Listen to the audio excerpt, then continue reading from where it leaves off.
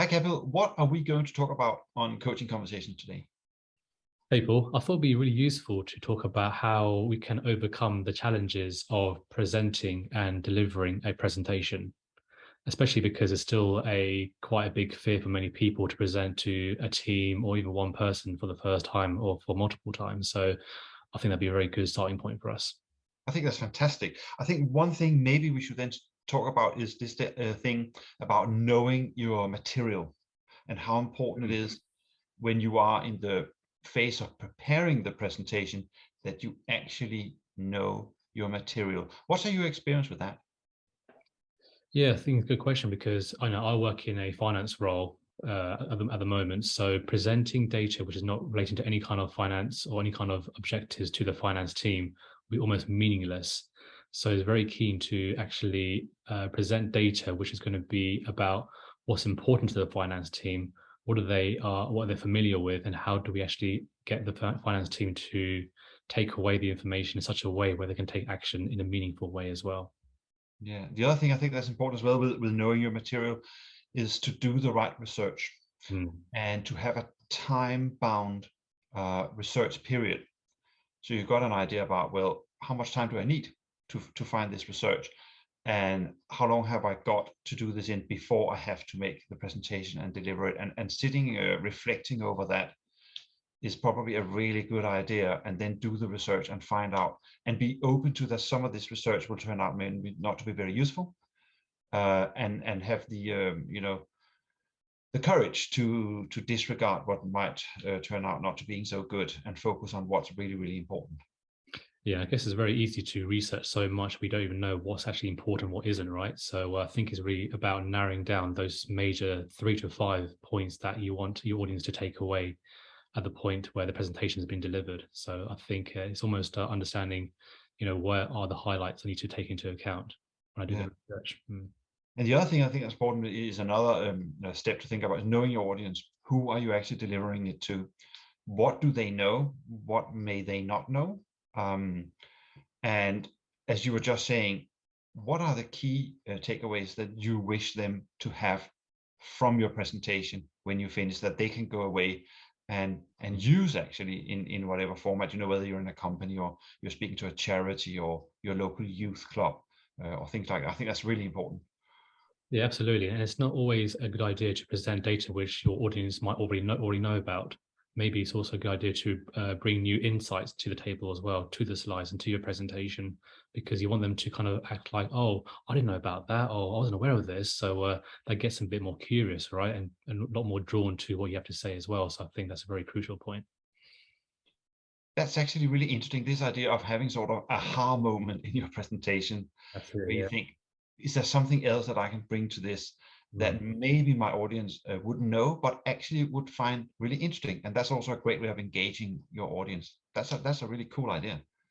Yeah, absolutely. And what also means is that they can actually come back to you with more questions at the end of the presentation or another day and think, oh, you know what? You actually struck my mind there about a certain point that you made and get them more engaged, want to and actually engage with you more going forward. So it kind of develops that ongoing sort of rapport with that person as well. Yeah. So it's not just a matter of what's being said on the day, but also going forward about how you develop those relationships with those people in the right way. What are your thoughts on this? Because when I do presentations, sometimes I think it's absolutely fine that they stop me and ask questions. And other times, depending on what I'm delivering, I really like to get to the end and then take a Q&A session then. Yeah. What are your thoughts on that? I mean, do you have a preference, for example? For me, preferably, I like to bring the point home as soon as possible, especially as a very major point or one of the major 3 to 5 points I want to make in the presentation. Because there are times where someone might have a question and it kind of breaks the focus and the attention around the table from the rest of the people, right? But if it's based on a topic which isn't such a highlight of the presentation, then that can be okay. So I think it's going to be very situational depending on what you're talking about. So uh, me, me personally, I like to wait till the very end of a particular subtopic or the very end of the presentation to take questions, and that way it gives people more information to take in, and therefore all the questions are done at the same time rather than breaking up the presentation altogether in different pieces. Yeah, I think you're right. It's about finding the balance, isn't it? And sometimes we just go with the flow, Yeah. what's happening with the audience, and you feed from that, and maybe you think, oh, actually, this could be nice to have an engaging little conversation about this, and then you move it on. But it's again down to how much time you have and the audience. The other thing I thought we should talk about is planning and prioritizing your Yep. presentations, because that's obviously key. If you want to do a successful presentation, you have to plan and prioritize in advance as well as you can. Yep. What do you think about that? Yeah, that's quite underrated sort of question to ask, because I think many people think, oh yeah, I can get this done in this sort of time frame. But the reality is that if you know exactly what where you are now and how much time you have left to present, I think you have to be very realistic in the time frame. You have to do your research, as you said at the beginning of the conversation, to put it together in a nice format and a flowing format as well, and also having time to actually practice your presentation. And that can take many different forms, right? It could be, talking to yourself in the mirror to get more confident, or it could be talking to a family member or someone in the house or another colleague, just to get that practice as well. So I think the more familiar you become with your content, the more you talk about it in practice, the more naturally it flows when it actually comes to the day itself to present. So yeah, I think it's more about familiarity and actually being confident by taking that time to do the research and then playing it back to yourself, playing it back to another person, and also just taking the time to actually record yourself. It could be the matter of actually recording yourself with a video camera, or it could be on an audio device, just to see how you sound as a person. And are you convincing yourself that you're making the right points? Are you convincing the audience that you're getting a point across as well? So it's going to be quite uncomfortable to start things off, but once you do it more and more often, then you'll definitely become more comfortable and confident doing that as well. Absolutely. This is what I say when I work within the performing arts and I work with young performers in particular. I say to them, video record yourself, do the presentation 10 times before you do the real live thing, even if it's in front of your cat or in front of no one, it doesn't matter.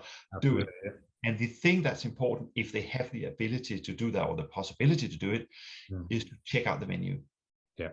because the use of the space is really important. So if you are doing a presentation and you stand exactly in the same spot all the time, Mm. which maybe you're forced to do Mhm. because there's not a microphone, but that may not make it so engaging as if you can move around the room a little bit, because then people's attention are focusing and they are following you, and somehow it's better than just staring at one point all the time. So I think with that in mind, doing all those things in your planning and prioritization, I think is absolutely key for doing a really, really good presentation where you feel confident. Yeah, and I think also a key fault is where people are trying to memorize too much, like, too many lines, too many paragraphs, when actually you can make it very simple. Just keep it to 3 to 5 bullet points, very simple key words that you need to get across. And that way, once you know what the keywords are, and then you can actually make it flow a lot more naturally rather than having to memorize a word for word or line by line. Because that way, if you're learning word by word or line by line, you sound more like a robot or, very inauthentic. So I think, yeah, if you're actually memorizing at least the 3 to 5 major points, then that way you'll flow the information much more naturally to your audience as well. So I think that's quite a crucial point. Yeah, this is a good question, memorizing or having notes. And I think we talked initially about knowing your material. If you are the type of person who can memorize things and just speak, fine. If you're somebody who needs to have a sheet in your hand or something in front of you with a few notes, do it. Mhm. Because if you don't have it, it can really cause huge anxieties, and then you forget, you stumble over your words, and no one minds that you have a few notes in front of you and speak from them, because it just showed again that you have planned and prioritized what you're going to say. So I think either way, you have to do what suits you as a person. Yeah, it's a good point, because I've seen major presentations in the past where the biggest flaw is where the presenter is reading their slide deck, literally line for line, paragraph by paragraph. So one of my main techniques I use, and it's someone that I've taken from a presenter from Brian Tracy, who's a very well known motivational speaker. And what he said is keep your slides to no more than 5 bullet points and no more than 5 words per bullet point. So that way, that the audience know exactly what you want to talk about, but the content's still very low on the slide itself. So it only makes sense for the reader or the speaker to be there to develop those bullet points, and allows the speaker to actually elaborate on the points rather than actually looking back, left and right to the presenter or to the slides to say, reading word for word, because that's just unprofessional, and your audience can read if they wanted to, every paragraph they wanted to in their own time. So keep it nice and brief on the slide is definitely a way to present in a much more professional manner.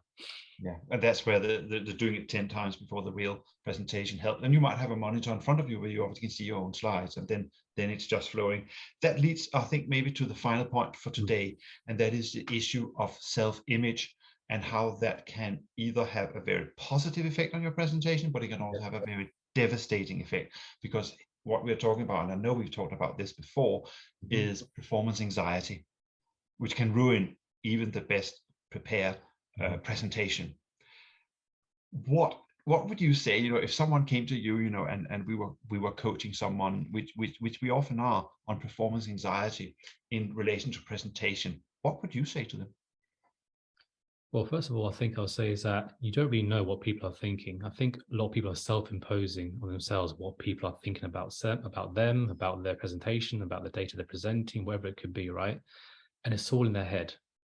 So I think one thing to do is to understand that people are looking at your information for the very first time, and they're happy about it, they're excited to know about what you have to say, right? So it's engaging, right? It's not going to be a daunting experience in that way.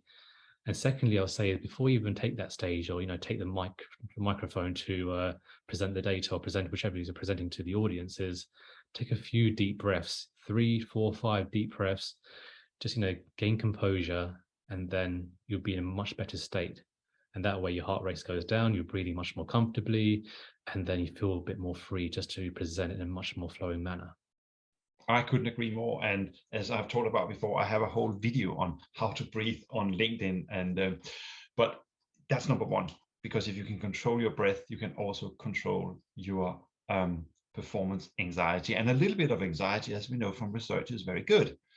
Because it sort of motivates you and get you ready to do that extraordinary thing that a presentation is. But too much can ruin it. So it's finding that perfect place where you are in the zone, as we often talk about, and where it goes from that. The other thing you just talked about, which I think was really important, is perception. Yeah. You do not know what other people think about you. And you shouldn't really worry about that. What you should worry about is giving the best presentation that you can and be as well prepared, because people are there, hopefully because they want to be there. They want to listen to, they've come to this conference because they're interested in the topics that are being presented. And I think that's very, very, very important. I think if you do have problems with your self-image and being on stage and in front of an audience, seek help before the presentation. Seek professional help if needed be, or talk to somebody you trust, because that is something that really has to be in place if you're going to make a good presentation. Also realize, say this is your first presentation, then don't have too high expectation to yourself. Yeah, that's very important as well, because it does. We do build on experiences, and when you've done it many times, you know yourself, you know your habits, you learn from past experiences. So be realistic about what's going on, and actually just enjoy yourself. I think this is the most important thing. Actually show the audience that you enjoy what you're doing. And if you enjoy what you're doing, you are less likely to have problems with self-images and performance anxiety. Yeah, it's definitely an important point, because if you're talking about a topic that you're very, very passionate about, very interested in, and then everything just flows very naturally, right? Whereas you talk about something which is completely new to you, then that's where you think, oh, okay, is my research correct? Is the audience reacting the right way? You have all these sort of questions bubbling up in your head. It's chaotic. And one thing to add to that is, when you're speaking, it's important to speak slowly. Because what I learned from, doing many Toastmasters sessions in the past is that I used to start my speeches, speaking very quickly, very, just with no sort of vibe, no sort of flow at all. And I kept mumbling all the time. And until you start to slow down with that breathing technique as well, right? That's when things come out much more slowly. You're pausing. Your audience have time to pause and understand and absorb the information as well. It allows you just to regain that composure from time to time throughout the presentation. So definitely a key skill that I've learned myself.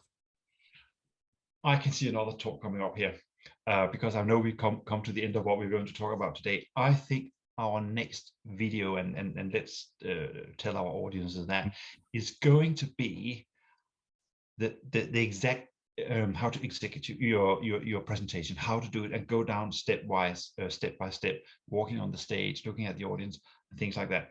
Do you think that would be a good next video to do? Yeah, absolutely. Because I think people today are presenting in person, on video conferencing, Zoom, Microsoft Teams, whichever, and there are many different ways to really engage your audience, no matter what kind of platform you're using. So I think that'll go down quite well. So yeah, let's give that a try. It'll be good We'll fun. do one where we do the difference between a live presentation on Yeah. stage and presentation on Zoom or in Teams. Is that going to be our next video? Yeah, I think it is, Paul. Yeah, good job. That's the one to pencil down for next time. Let's do that. Fantastic. Well, if you were watching us today, we do hope you enjoyed it, and we hope that you had some takeaways from this coaching conversation as well. Thank you so much for listening in. Yeah, cheers, Paul. It's been good fun. Speak to you then. Bye. See ya.